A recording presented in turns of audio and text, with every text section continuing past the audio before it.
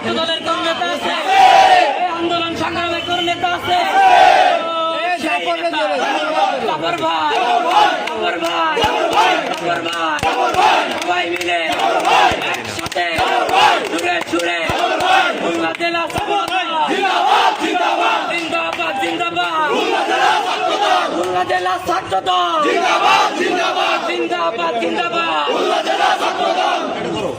খুলনার রাজপথে কি ঘটনা হলো যে প্রেস কনফারেন্সটা এখানে উল্লাসের আয়োজন শুক্রিয়া জানাই মহান আল্লাহ রাব্বুল আলামিনের প্রতি, যিনি আমাদের করুণা দান করেছেন এবং আমাদের সম্মান দিয়েছেন। আমরা মূলত গত রাত 11টার দিকে আমাদের খুলনা জেলা ছাত্র দলের দীর্ঘদিন একটা কমিটি ছিল না, সেই কমিটিটা প্রকাশিত হয়, নবগঠিত কমিটি। সেই কমিটিতে আমরা দেখেছি দলের দুর্দিনের ত্যাগী, পরীক্ষিত, নির্যাতিত যারা, তাদের অনেককে বঞ্চিত করে একটা অথর্ব, এবং আমরা কিছুক্ষণ আগে আপনারা দেখলেন মিডিয়ায় বা বিভিন্ন সামাজিক যোগাযোগের মাধ্যমে যেটা মাদকাসক্ত তাকে আহ্বান করে একটা কমিটি দেওয়া হয়। আমরা সেটা বিরুদ্ধে আর কি, যারা আমরা রাজপথে ছিলাম, আমরা বঞ্চিত ছিলাম, আমরা তাদের বিরুদ্ধে একটা অভিযোগের দায়ের করার জন্য আমরা আপনাদের মাঝে মাধ্যম দিয়ে আর কি কেন্দ্রকে জানাতে চাইছিলাম। তার আগেই কেন্দ্র আমাদের সেই অভিযোগ করার আগেই তারা সেই ভিডিওটা দেখে তারা জাস্টিফাই করে তাকে বহিষ্কার করছে।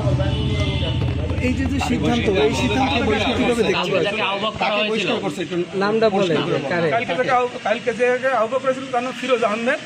সে অনেকগুলো মামলার আসামি, মানে আপনার কি বলবো, রাজনৈতিক মামলা না, তার বাইরে আমাদের কাছে ডকুমেন্ট ছিল, আমরা নিয়ে আসছিলাম।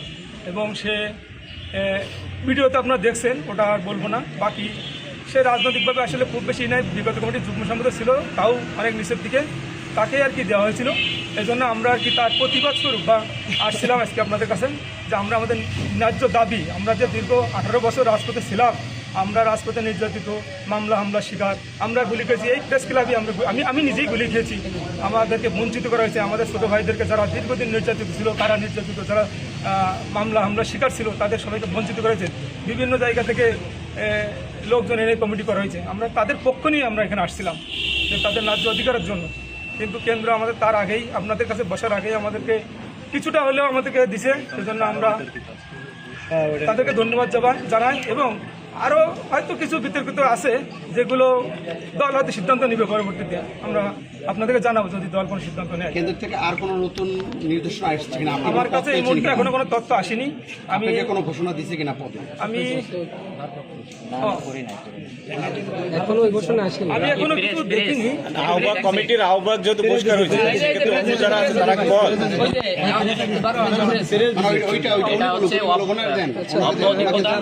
এবং ভারপ্রাপ্ত দায়িত্ব আপনার জন্য কোনো সুসংবাদ আছে কিনা? শোনান, সরাসরি পড়ে শোনান। প্রেস বিজ্ঞপ্তি, বাংলাদেশ অব্যাহতি এবং ভারপ্রাপ্ত দায়িত্ব প্রদান। বাংলাদেশ জাতীয় ছাত্র দল কেন্দ্রীয় সংসদের সিদ্ধান্ত মোতাবেক সাংগঠনিক শৃঙ্খলা ভঙ্গের অভিযোগের ভিত্তিতে খুলনা জেলা শাখার আহ্বায়ক ফিরোজ আহমেদকে সাংগঠনিক পদ থেকে অব্যাহতি প্রদান করা হলো। একই সাথে উক্ত কমিটির সিনিয়র যুগ্ম আহ্বায়ক আবু জাফরকে ভারপ্রাপ্ত আহ্বায়ক হিসেবে দায়িত্ব প্রদান করলো। সাংগঠনিক গতিশীলতা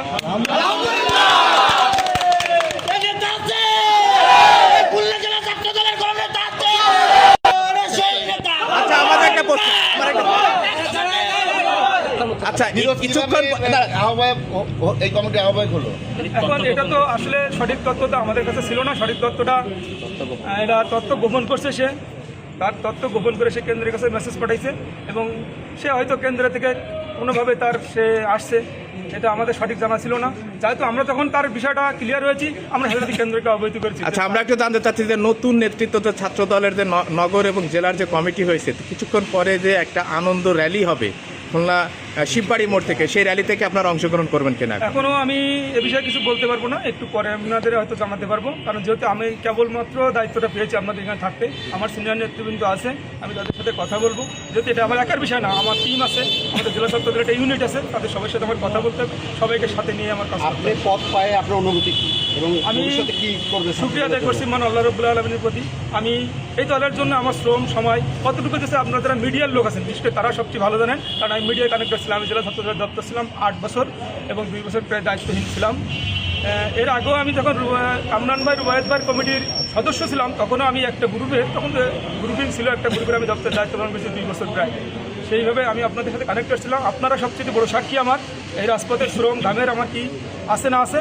এবং আমি 2023 সালের 19শে মে সম্ভবত এখানে এই প্রেস ক্লাবের সামনেই আমাদের প্রোগ্রাম ছিল, দলীয় কর্মসূচি বিএনপির। সেই কর্মসূচিতে আমি গুলিবিদ্ধ হই এবং বহুবার আমরা পুলিশের নির্যাতনের শিকার হয়েছি। আচ্ছা, আপনি বর্তমানে আপনার নাম এবং পরিচয় এবং কি কমিটিতে অধিষ্ঠিত হলেন সেটা একটু বলুন। আমার নাম মোহাম্মদ আবু জাফর, আমি খুলনা জেলা ছাত্র দলের ভারপ্রাপ্ত আহ্বায়ক হিসাবে দায়িত্ব পেয়েছি এই মাত্র।